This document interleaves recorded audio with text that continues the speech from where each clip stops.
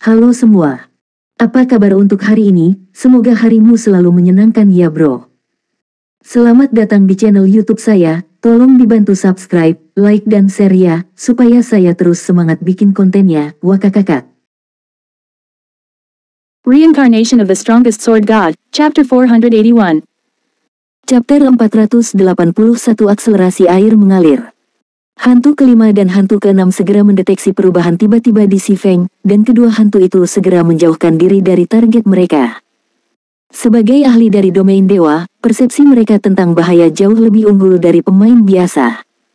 Di sisi lain, para pemain yang linglung yang menyaksikan pertempuran Si Feng bingung dengan tindakan kedua hantu itu. Tidak ada perubahan yang terlihat pada penampilan luar Si Feng, dan juga tidak ada perubahan pada atributnya. Jadi, mengapa hantu kelima dan hantu keenam tiba-tiba memilih untuk mundur darinya? Apakah itu hanya imajinasiku? Hantu kelima agak meragukan inderanya sendiri. Dia tidak bisa mengerti mengapa Si Feng tiba-tiba mengalami perubahan drastis. Awalnya, tekanan yang dirasakan hantu kelima dari Si Feng adalah seekor harimau. Namun, dalam sekejap mata, Si Feng telah berubah menjadi naga yang kejam. Selain itu adalah naga yang kejam dengan taring dan cakar yang sangat tajam. Jangankan mereka, bahkan orang biasa pun akan tahu untuk menjauhkan diri dari Si Feng setelah merasakan perbedaan radikal. Karena kalian tidak akan mengambil tindakan, maka jangan keberatan jika aku melakukannya, kata Si Feng sambil mengungkapkan senyuman yang berarti. Dia kemudian mengangkat pedangnya dan perlahan mendekati kedua lawannya. The Refinement Realm dapat dikatakan sebagai apa yang membedakan ahli tingkat atas sejati dari ahli biasa. Adapun pemain yang menginjakkan kaki ke alam perbaikan, tidak satupun dari mereka bukanlah seorang ahli yang bisa sendirian mengubah gelombang pertempuran. Setelah pemain memasuki alam perbaikan, mereka akan dapat menggunakan kekuatan minimum untuk mencapai efek maksimum. Ini terutama penting ketika pemain menyerang atau menghindar. Meskipun kecepatan lawan jauh melebihi kecepatan mereka sendiri, pemain di Refinement Realm dapat dengan mudah menghindari serangan lawan menggunakan gerakan yang paling sederhana. Mereka tidak hanya dapat menghindar dengan efisiensi yang lebih tinggi, tetapi mereka juga dapat mengambil kesempatan untuk mendeteksi kelemahan musuh mereka dengan lebih baik, untuk memberikan serangan yang fatal kepada musuh mereka. Karena alasan ini, Refinement Realm menjadi garis pemisah bagi para ahli sejati. Sementara itu, ada alam yang lebih tinggi di atas pemurnian, dan itu adalah alam air yang mengalir. Melalui pengamatan rinci terhadap lawan, pemain dapat menempatkan diri pada posisi lawan untuk memahami setiap tindakan lawan. Mereka kemudian dapat mengantisipasi tindakan lawan mereka berikutnya, atau bahkan beberapa tindakan berikutnya, dan membuat tanggapan yang paling tepat. Dengan kata lain, bahkan sebelum lawan mereka mengambil tindakan, pemain di alam air mengalir sudah tahu apa yang akan dilakukan lawan mereka selanjutnya dan melakukan tindakan pencegahan yang tepat. Dibandingkan hanya menanggapi setelah lawan mulai mengambil tindakan, pemain akan memiliki lebih banyak waktu untuk bereaksi dan melakukan tindakan yang lebih cepat dan lebih tepat.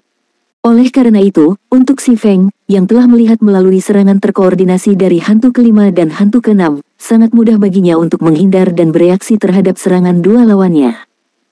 Ketika Si Feng perlahan mendekati hantu kelima dan hantu keenam, kedua hantu itu secara tidak sadar mulai mundur juga. Melihat pemandangan di mana satu sisi maju sementara yang lain mundur, penonton di sekitarnya tercengang. Khususnya, rahang pengawal dunia bawah hampir jatuh ke tanah saat menyaksikan pemandangan ini. 7 hantu adalah senjata paling tangguh di dunia bawah. Namun, kedua hantu sebelum mereka benar-benar menunjukkan kepengecutan sekarang. Bagaimana ini bisa menjadi lebih tak terbayangkan? Sementara itu, Si Feng juga memasang ekspresi tak berdaya di wajahnya saat dia menghadapi situasi ini. Dia segera mengambil sebotol Haunted dari tasnya dan meminumnya. Dia kemudian menggunakan Windblade pada Fifth Ghost, tubuhnya berubah menjadi bayangan. Dalam sekejap mata, Si Feng muncul di depan Fifth Ghost dan mengayunkan Abyssal Blade ke swordsman lainnya. Tebasan Si Feng sangat cepat. Penonton hanya melihat kilatan cahaya hitam, mereka sama sekali tidak bisa melihat pedang Si Feng. Sangat cepat, hantu kelima sangat khawatir. Jelas tidak mungkin baginya untuk menghindari serangan Si Feng. Namun, dengan kecepatan reaksinya yang seperti dewa, hantu kelima masih berhasil bereaksi sebelum pedang Si Feng mendarat di tubuhnya, secara naluriah menggunakan triple cut untuk memblokir pedang sekilas ini. Sial! Percikan tersebar ke sekeliling. Pada saat bahaya yang akan segera terjadi, hantu kelima berhasil memblokir serangan Si Feng dengan pedang di tangannya. Sebagai akibat dari dampaknya, bagaimanapun, hantu kelima terpaksa mundur beberapa langkah sebelum dia bisa menstabilkan tubuhnya. Seluruh tangannya juga tiada rasa karena benturan itu. Bagaimana ini bisa terjadi? Ini triple cut. Petik 2. Hantu kelima dan hantu keenam sama-sama memandang si Feng dengan ekspresi penuh horor, karena mereka sangat akrab dengan serangan si Feng sebelumnya. Triple cut adalah teknik tingkat lanjut yang telah mereka latih dengan pahit untuk dipahami. Pada saat ini, bagaimanapun, si Feng sebenarnya dengan mudah menggunakan teknik itu untuk melawan mereka. Bagaimana mungkin mereka tidak terkejut? Jadi ada efek seperti itu juga. Si Feng melihat Abyssal Blade di tangannya, sama-sama terkejut. Baru saja, dia telah memanfaatkan tekanan hantu kelima dan hantu keenam yang ditempatkan padanya untuk memasuki alam air mengalir. Namun, dia tidak menyangka bahwa, setelah dia memasuki alam air mengalir, serangannya juga akan menerima dorongan seperti itu. Awalnya, dia mengandalkan menghilangkan tindakan berlebih untuk meningkatkan kecepatan serangannya. Pada saat ini, bagaimanapun, mungkin karena kendali atas tubuhnya telah menerima peningkatan besar, pada saat dia menyerang, dia mampu menerapkan semua kekuatan fisiknya ke dalam satu tebasan. Akibatnya, tidak hanya tidak ada gerakan berlebih dalam serangannya, tapi serangannya juga menerima percepatan besar, yang memungkinkan pedangnya mencapai kecepatan maksimumnya dalam waktu sesingkat mungkin. Mengambil Fifth Ghost sebagai contoh, jika percepatan awal pedang Fifth Ghost dihitung 100 dan kecepatan maksimum pedangnya 20, maka dari saat dia mulai mengayunkan pedangnya, dia membutuhkan 0,2 detik agar pedangnya mencapai kecepatan maksimum. Adapun si Feng, akselerasi awal saat ini adalah 200. Jika kecepatan maksimumnya sama dengan 20, maka dia hanya membutuhkan 0,1 detik untuk mencapai kecepatan maksimumnya. Oleh karena itu, pedangnya bisa mencapai targetnya lebih cepat daripada hantu kelima. Namun, ini mengasumsikan kedua belah pihak memiliki kecepatan maksimum yang sama. Pada kenyataannya, karena atribut si Feng jauh lebih tinggi, kecepatan maksimumnya jauh lebih tinggi daripada hantu kelima dan hantu keenam. Berpikir sampai titik ini, si Feng tidak bisa membantu tetapi menjadi bersemangat. Berharap untuk menemukan perasaan dari sebelumnya, si Feng melangkah maju dan meluncurkan serangan sengit sekali lagi pada hantu kelima. Garis-garis cahaya hitam tiba-tiba muncul sebelum segera menghilang. Fifth Ghost dipaksa untuk bertahan melawan serangan itu. Namun, tidak peduli seberapa keras dia mencoba untuk membela diri, serangannya terlalu berlebihan, memaksanya mundur secara konstan. Melihat situasi ini, hantu keenam buru-buru maju untuk membantu rekannya. Segera, dia menggunakan triple cut, menebas pedangnya di punggung si Feng. Awalnya, dengan kecepatan si Feng, mustahil baginya untuk memblokir serangan itu. Namun, hantu keenam tiba-tiba melihat seberkas cahaya hitam muncul di belakang si Feng. Cahaya hitam itu menangkis serangannya sepenuhnya. Apa yang terjadi di sini? Hantu keenam melihat ekspresi tenang si Feng dengan ngeri. Di awal pertarungan, si Feng berusaha tiada matian untuk bertahan melawan pedangnya. Sekarang, bagaimanapun, si Feng dapat dengan mudah memblokir serangannya bahkan tanpa menoleh. Selama momen singkat hantu keenam dalam keadaan linglung, seberkas cahaya hitam menembus pertahanan hantu kelima, menembus hati swordsman. Kerusakan kritis lebih dari -3000 poin segera muncul di atas kepalanya saat hantaman besar itu membuat tubuhnya terbang mundur. Karena dampaknya, pertahanan Fifth Ghost hancur, memungkinkan beberapa garis cahaya hitam mendarat di tubuhnya. Dalam sekejap, health power hantu kelima mencapai 0. Saat kematian hantu kelima, peralatan di tubuhnya dan barang-barang di tasnya jatuh dan berserakan di tanah di sekelilingnya. Adegan ini memukau semua orang yang hadir. Bagaimana benda di tangan si Feng bisa menjadi pedang? Itu bisa dibilang pistol laser. Hanya dengan beberapa tembakan, Fifth Ghost tiada bahkan tanpa bisa melawan. Baru sekarang hantu keenam akhirnya bereaksi. Meskipun dia ingin membantu, dia sudah terlambat. Saat itu, si Feng menggunakan Void Steps dan menghilang sekali lagi. Jangan berpikir bahwa kamu dapat dengan mudah memasukkanku.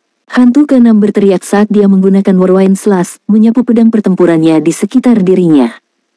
Namun, pada saat berikutnya, seberkas cahaya hitam ditembakkan ke senjata Six Ghost. Ledakan. Pedang pertempuran hantu keenam tiba-tiba berhenti dingin.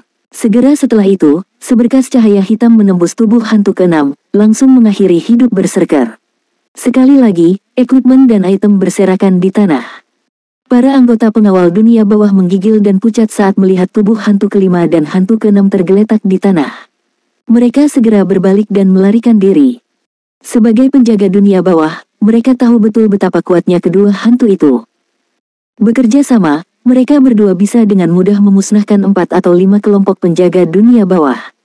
Sementara itu, fakta bahwa Si Feng berhasil mengalahkan dua hantu sendirian menunjukkan bahwa dia juga sepenuhnya mampu memusnahkan kedua belah pihak mereka.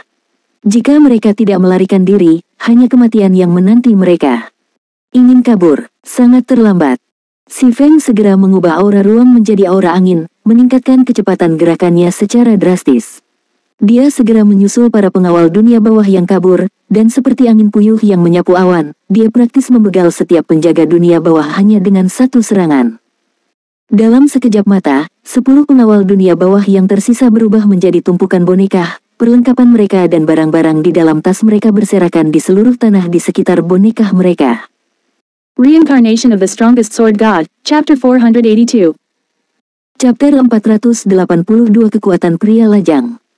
Haunted ini benar-benar menakutkan. Itu sebenarnya mampu memaksa nama merah untuk menjatuhkan setiap peralatan yang mereka kenakan. Underworld seharusnya meneteskan air mata sekarang. Hati Si Feng dipenuhi dengan kegembiraan saat dia melihat ke tanah yang dipenuhi barang-barang. Membegal anggota elit dari persekutuan tidak akan menyebabkan kerusakan yang signifikan pada persekutuan tersebut karena anggota elit ini hanya memiliki peralatan canggih. Peralatan semacam itu dapat dengan mudah diganti.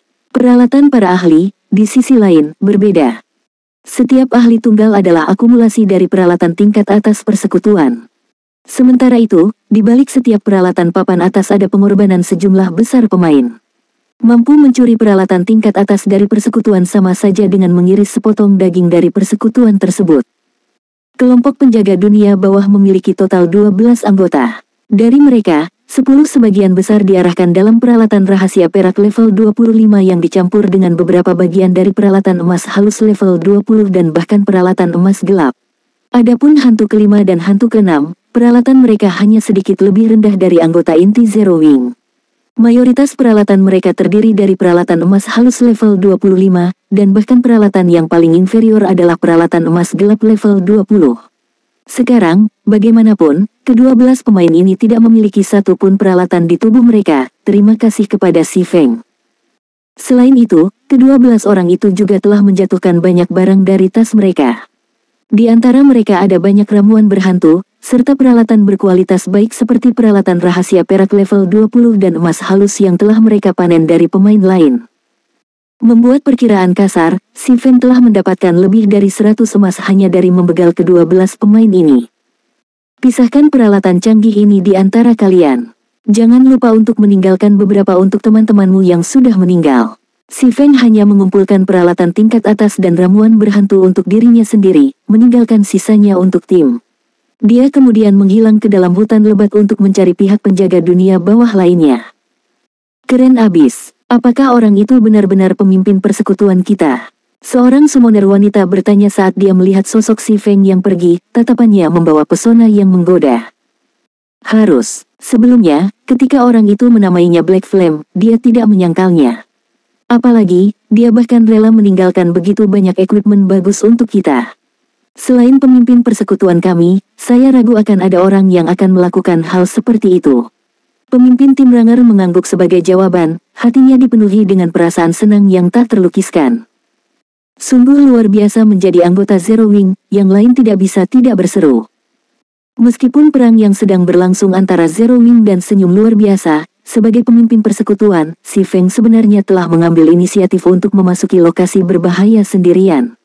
Dia bahkan bergegas menyelamatkan mereka saat tanda pertama ada masalah. Dengan pemimpin persekutuan seperti itu, bahkan jika mereka jatuh kembali ke level 0 sebagai hasil dari melawan senyuman luar biasa, mereka masih akan melakukannya dengan sukarela. Meskipun pemimpin persekutuan telah menyerahkan semua peralatan bagus ini kepada kita, saya menyarankan bahwa setelah kita menyisihkan beberapa bagian untuk mereka yang meninggal, kita harus menempatkan sisanya di gudang persekutuan. Sekarang kita sedang berperang melawan senyuman luar biasa, pengeluaran persekutuan sangat besar. Kita tidak bisa memanfaatkan persekutuan pada periode yang begitu genting, kata Ranger. Yang lain segera mengangguk setuju. Tanda hubung.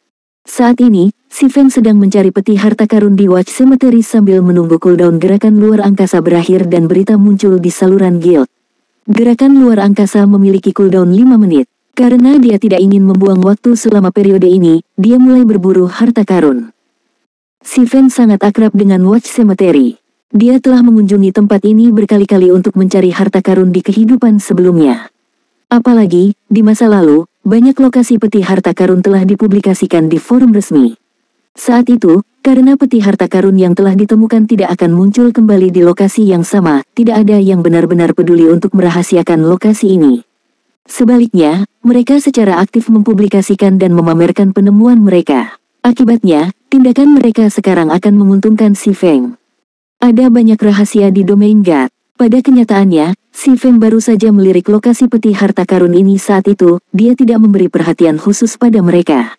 Bahkan jika ingatannya sangat bagus, dia hanya bisa mengingat lokasi ini secara samar-samar sekarang. Bagaimanapun, tidak ada yang tahu bahwa mereka akan bereinkarnasi ke kehidupan masa lalu mereka. Namun, karena peningkatan aktivitas otak si Feng, bahkan ingatannya telah menerima dorongan besar. Hal-hal yang hanya bisa diingatnya secara samar-samar sebelumnya kini menjadi sejelas matahari siang baginya. Oleh karena itu, pencarian peti harta karun menjadi tugas yang sangat mudah.